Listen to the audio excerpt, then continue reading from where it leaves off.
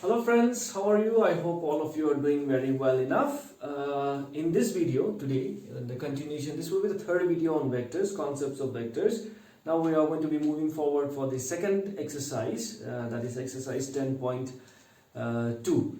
So we will learn some more basic concepts of vectors and prepare ourselves for exercise 10.2. So in this video, what we will be doing is we will be studying about addition of vectors, how to add two vectors. And in that, of course, we will be learning the triangle law and parallelogram law also. This topic actually we have already learned it in physics class 11 also. So it's going to be a revision also, and at the same time maybe important in terms of revision for the basic concepts of the physics students also. Then we will study about difference of vectors. Not much difference with addition and difference of vectors, just with the direction. Then of course, yes, properties of vector addition, multiplication of a vector by a scalar. Then we will learn about the components of a vector. What are the different components of a vector? Condition of collinearity of vectors, of two or more vectors.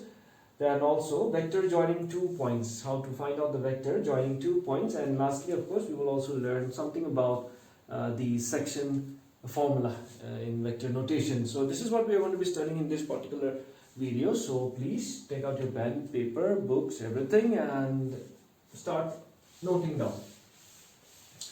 The first topic that we will study today will be about addition of vectors. How do we really add? Now in mathematics we will be basically emphasizing more on the algebraic part, because it's the topic itself says vector algebra.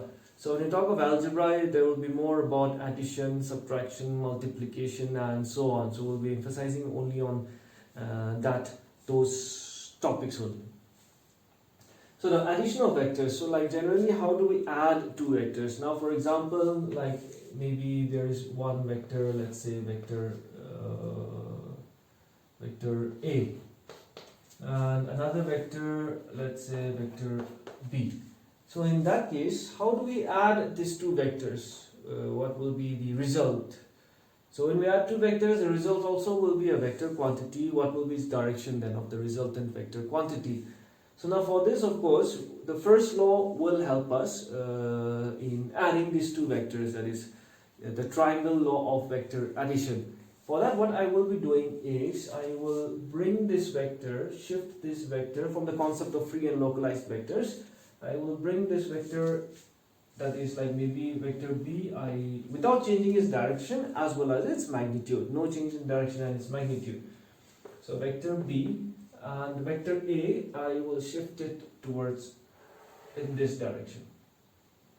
Not here, sorry, for triangle law. Maybe I'll just bring it here. So this will be vector A. Instead, I think we will just use this as A and this as B. That will be easier for us. It's all the same, but easier to understand. So, okay, this is going to be vector A, this is going to be vector B. So now I've shifted the vectors here in this format.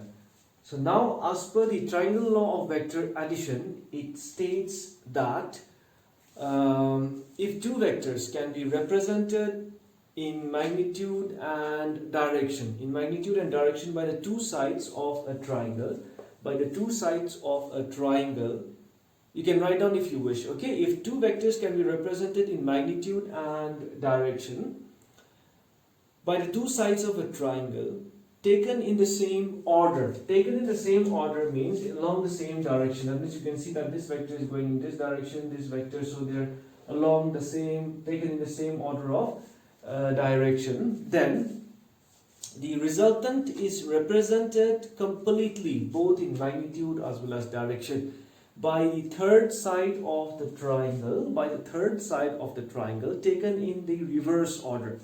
So this will be the resultant vector A plus vector B, and that's why you will see that the direction is, of course, in that direction, taken in the reverse order. Once again, if two vectors are represented by the two sides of a triangle taken along the same order, that is along the same direction, then the resultant, both in terms of magnitude as well as direction, will be given by the third side of the triangle taken in the reverse order.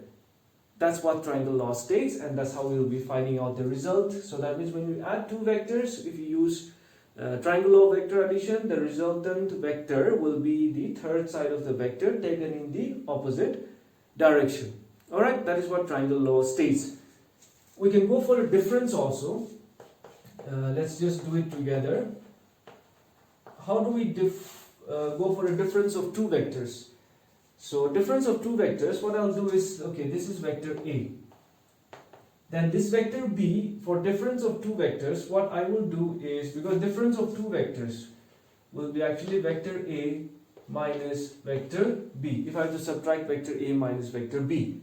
Now that, of course, is equivalent to plus minus vector B. Plus or minus of vector B. That means it's a negative of vector B. So to have a negative of vector B, I will reverse its direction, maybe in this direction, and this will be vector B. So now, these two also are in the same order. So even for difference of vectors, what we do is we use the concept of triangle law of vector addition. So triangle law of vector addition holds for both addition as well as difference of vectors. No problem, we just have to, as per this statement, we just have to change the direction as negative of vector B.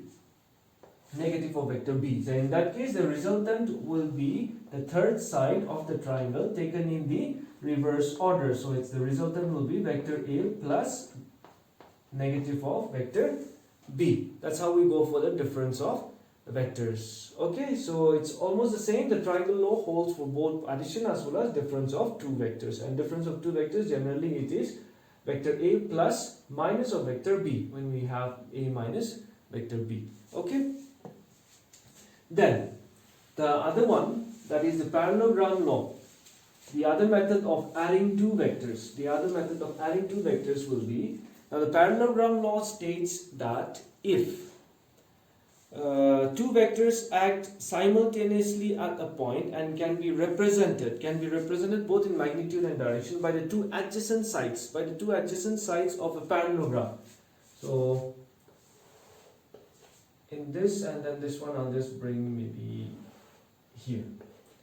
So these are the adjacent sides of a parallelogram, vector A and vector B, with the same initial point. Now if you observe carefully, to use the triangle law of vector addition, I brought this vector here, the terminal point and the initial point of a vector. So vector B and vector A. So here what happens is these two vectors are not co-initial vectors, because this is the terminal point for one vector and this is the initial point. So when the terminal point meets the initial point of another vector, then we can use the triangle law of vector addition. Whereas for parallelogram law of vector addition, we should have the same initial point if you wish to use parallelogram law of vector addition. Then it states that if two vectors represent the adjacent sides of a parallelogram having the same initial point, then the resultant will be given by the diagonal of the parallelogram.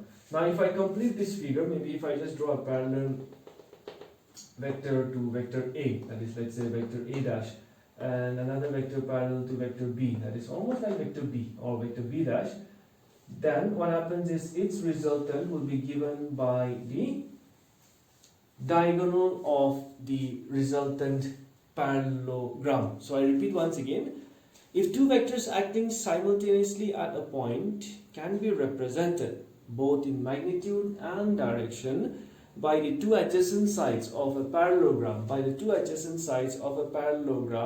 the resultant is represented completely both in terms of magnitude as well as direction by the diagonal of the parallelogram passing through the same initial point.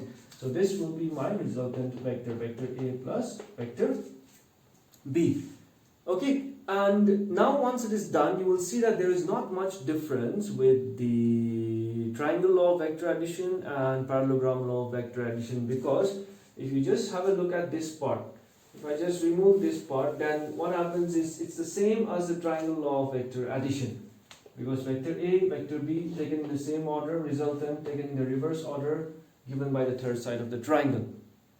Simple as that. So you should not be confused, okay, when do I use parallelogram law of vector addition, when do I use triangle law of vector addition? That actually depends on you also. If you're having free and localized vectors, that depends on you. But yeah, some conditions will be for to use triangle law of vector addition, the terminal point of one vector should meet with the initial point of another vector. Whereas for to use parallelogram law of vector addition, you should have the same initial point. You should have co-initial vectors. Then yes, you can use the triangle law of vector addition. Okay, so that's how we add or subtract or find out the difference of two vectors, addition and or subtraction. The next topic, of course, will be properties of vector addition. That is the third property. Difference we already discussed. Properties of vector addition. Properties of vector addition. So the same properties, most of the properties holds as it holds for the algebraic portion, that is commutative law. Commutative law holds for vector addition also, that is vector A plus vector B is also same as vector B plus vector A. Commutative law. Okay, commutative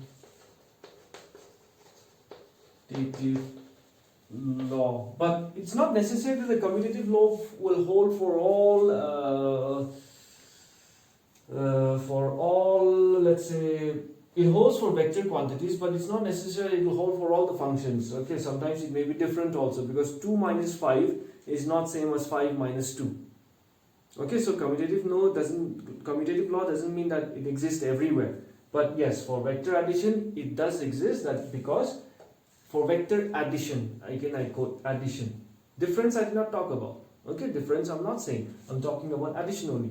So because 2 plus 3 is same as 3 plus 2. So definitely for addition it holds. For subtraction it may not hold.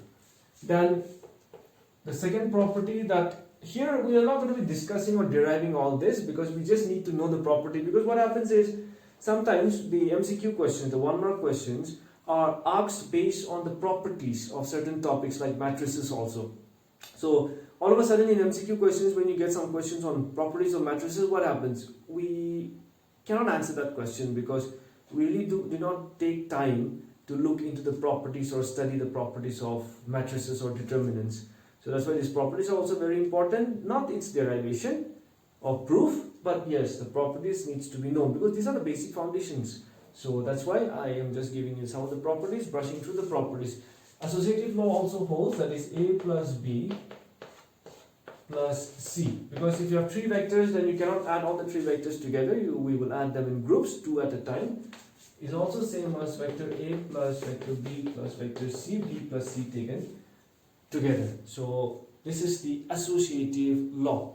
Then of course we have the additive identity.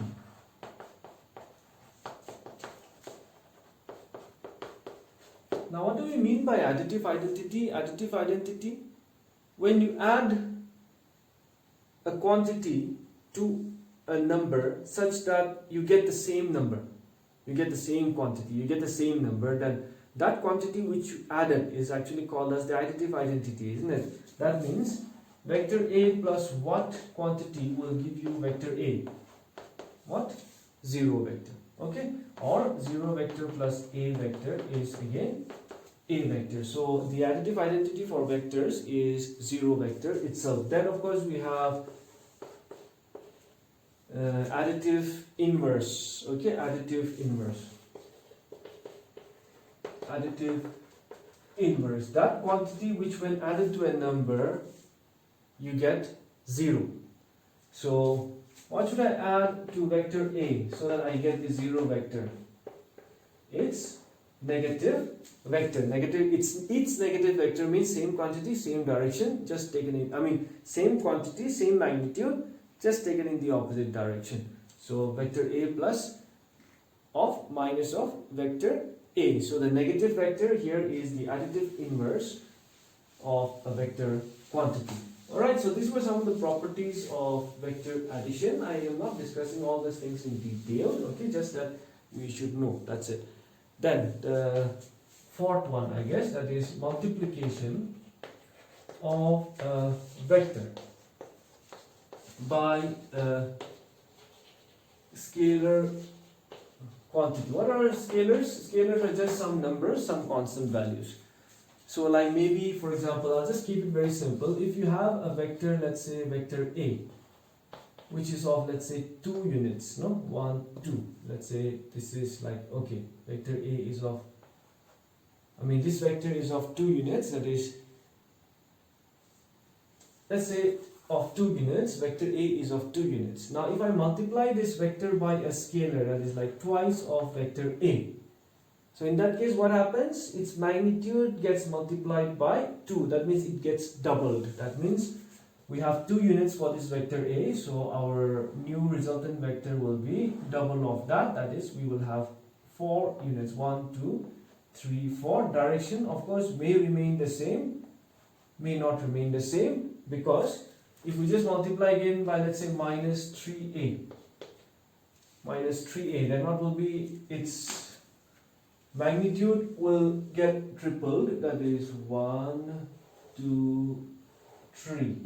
That means we will have 1, 2, 3, 4, 5, 6. We will have 6 units, but just taken in the opposite direction of vector A. So that's what happens when you multiply a vector by a scalar quantity. The magnitude increases or decreases. According to that, direction also changes. If it's along the same direction, then it becomes double. If I multiply by 2, if I multiply by 3, then it becomes triple. If I multiply it by half of A, then in that case, this vector will be just of 1 unit. Okay, so that's the concept behind multiplication of a vector by a scalar. Then we have components of a vector. All these concepts are very, very important, so please take a note of it carefully. Components of a vector. So let me just quickly, we studied about this already in the previous videos, so you can please check out the previous videos also.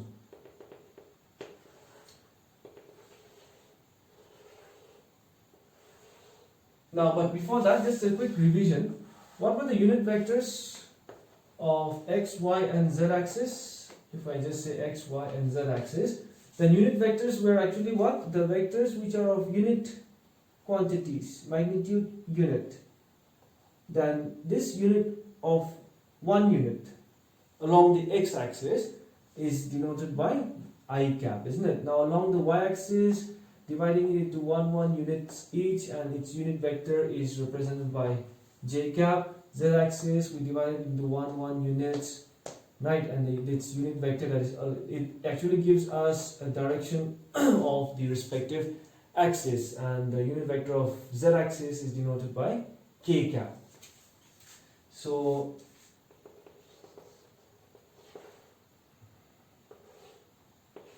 if we assume a point P with coordinates x, y and z,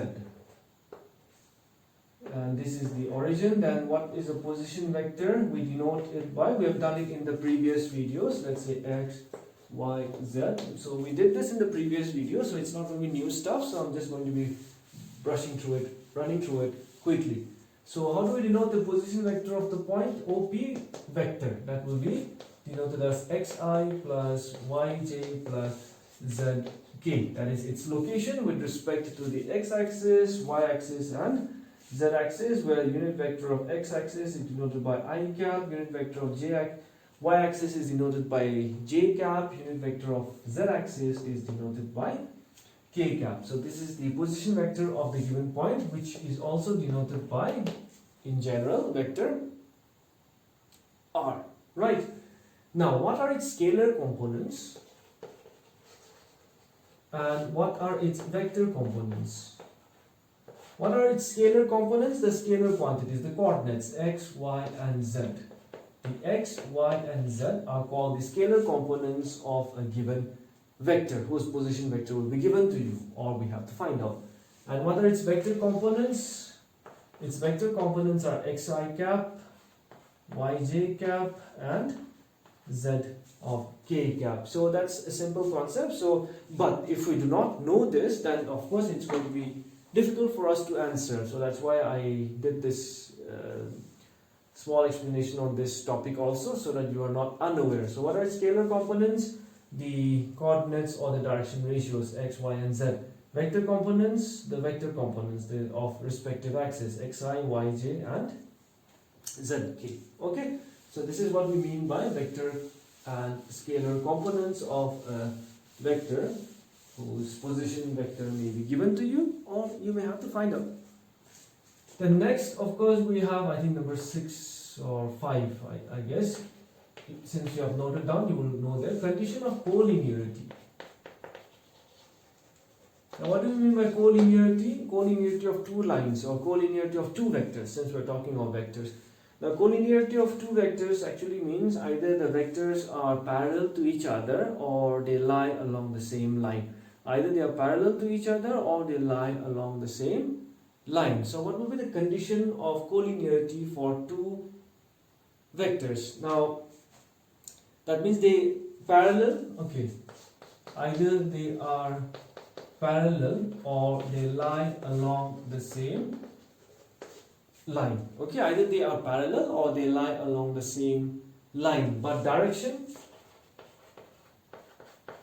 see, parallel lines doesn't mean that they will be in the same direction, isn't it? Direction can be same or different, because see, these are parallel lines, maybe parallel vectors. These are collinear vectors, even though their directions are different. No problem with that. Okay. Now, what will be the condition for collinearity? What will be the condition for collinearity? Now, if we assume three vectors, let's say vector A, maybe this one vector B, and maybe this one vector C. Now, you will see that all of these three vectors are parallel to each other. Okay, are parallel to each other. Maybe let's say something like this. So C is definitely longer than vector A.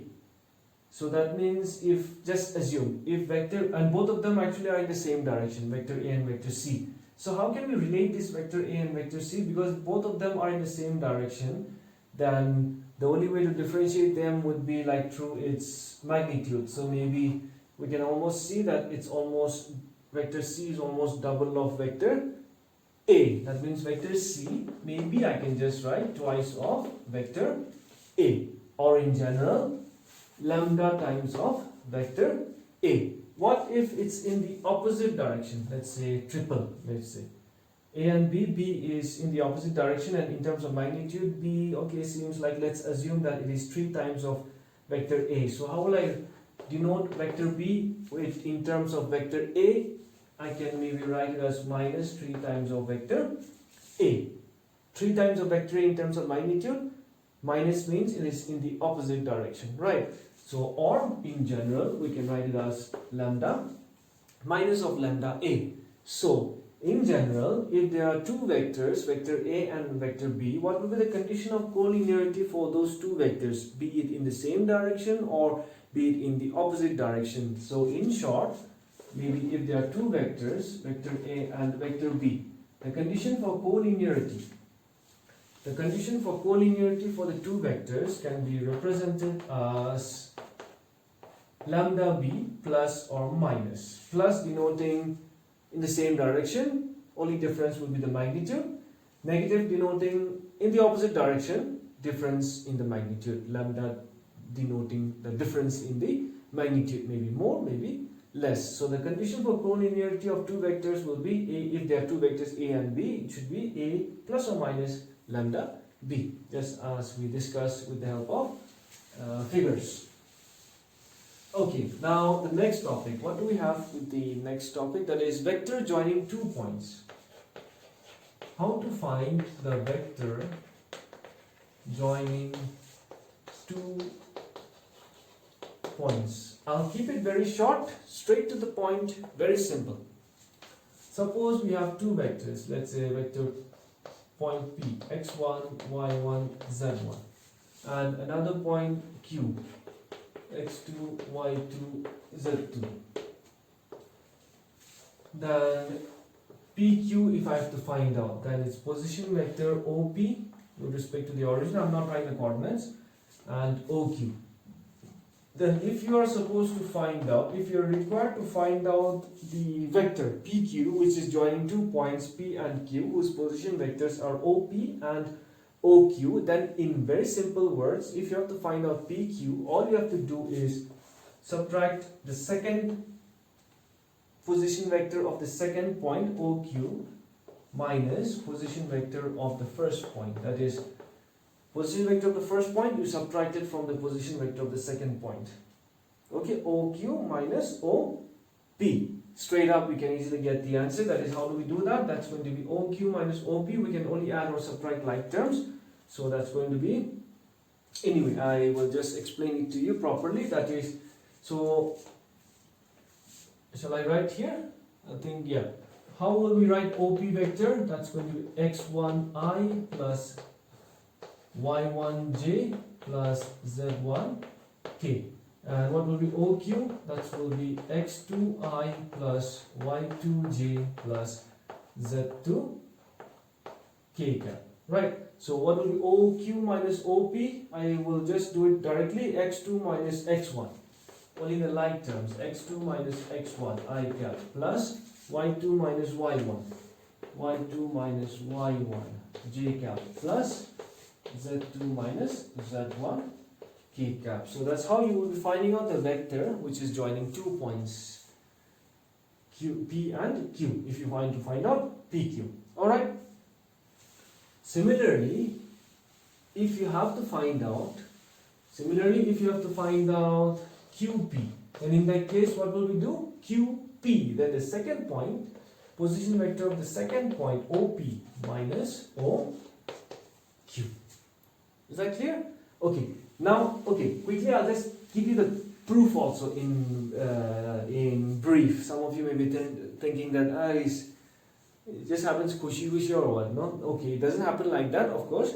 See, for example, maybe if this is the coordinate axis, if this is the origin, and then maybe let's say there are 2 points, let's say P, and then let's say Q. And if I have to find out PQ, OP, OQ, then if we use the triangle law of vector addition, along the same direction, then it should be OP plus OQ.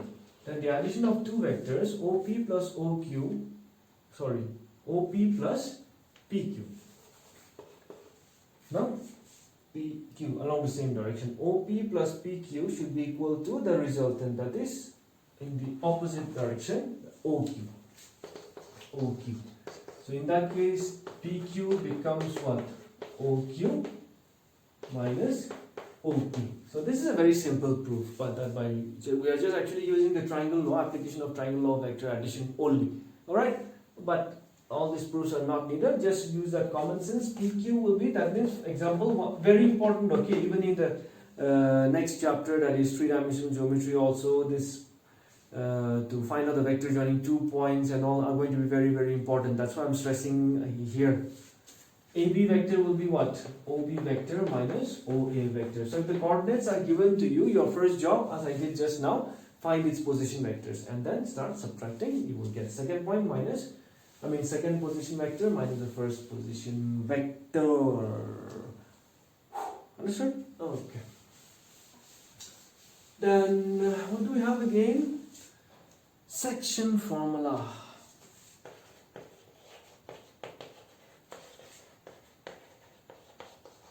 Section formula, do you remember? Remember class 10? Remember, if you remember, like 2 points. If there are 2 points, even in 11 we had one extension, x1, y1, z1, that was in 3 dimension.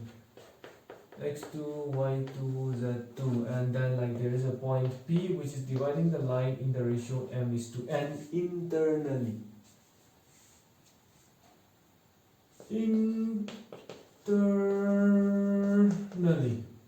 In that case, what are the coordinates of the point P? The coordinates of the point P is mx2 plus nx1 by m plus n. Remember, my2 plus ny1 by m plus n, mz2 plus nz1 z1 by m plus n, internal division. What about external division?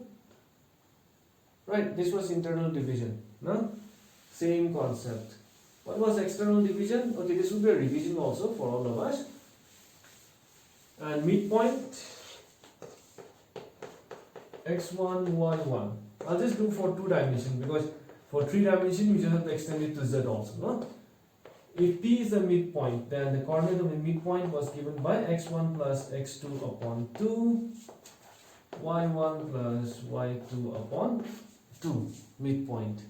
What about external division? That means if this point is, I'll just write z1, z2, then if this line, the line joining A and B, is externally divided by a point P in the ratio m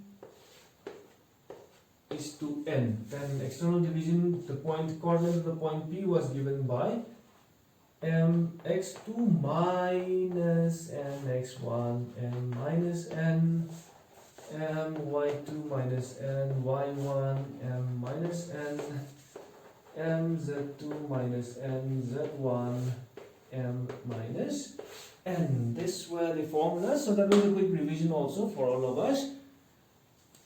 Okay, so you must be wondering, why did I do this? Okay, that concept is going to be required, no, for external and internal division.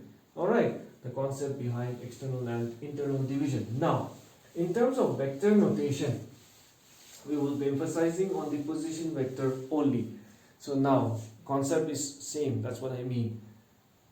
If we have 2 vectors, let's say OP vector joining and OQ vector. Let's say if you have 2 vectors, let us denote this by vector A, let us denote this by vector B, and the line joining PQ. So the vector joining the points PQ maybe is divided internally by the point R. So whose position vector is given by vector R. So you will be told to find out the position vector of the given point R, which actually divides the line joining, the vector joining the 2 points P and Q internally, maybe in the ratio m is to n.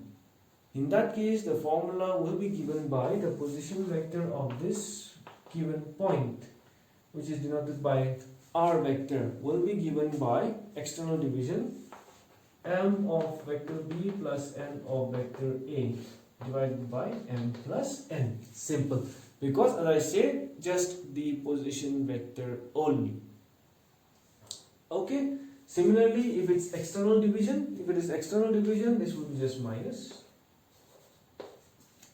Bus, if it's external division, simply minus. And if it is the midpoint, then it's going to be vector A plus vector B upon 2. Bus. Simple as that. So that was the concept behind internal, external and midpoint section formula. But here we emphasize on the position vector. So how do we find out the position vector of a point which is dividing the vector joining the points P and Q in the ratio m is to n? The position vector will be given with respect to the 2 vectors A and vector B in their respective formats, internal, external, midpoint. Alright, so these were some of the basic concepts that somehow literally winds up the concepts regarding vectors. Maybe not a very detailed report of vectors. We just wanted the algebraic part of vectors, so that's why this is what we will be. I think should be more than enough. Maybe there are some points which I may have missed out. If I've done that, I'll complete that in the next video. So the next video we will be doing the exercise, that is exercise 10.2, and then very soon we will be moving to dot product, cross product, and also scalar triple product also. So that's all for today. I hope you have liked this video. I hope you have learned some concepts, at least some concepts of vectors. I tried my best. I am not the best, but I tried my best. Okay, so I hope that I could be of some help. If yes, please share, subscribe, and yes, don't forget to like. So till then, stay safe, stay at home, study well, take care. Till then, bye bye.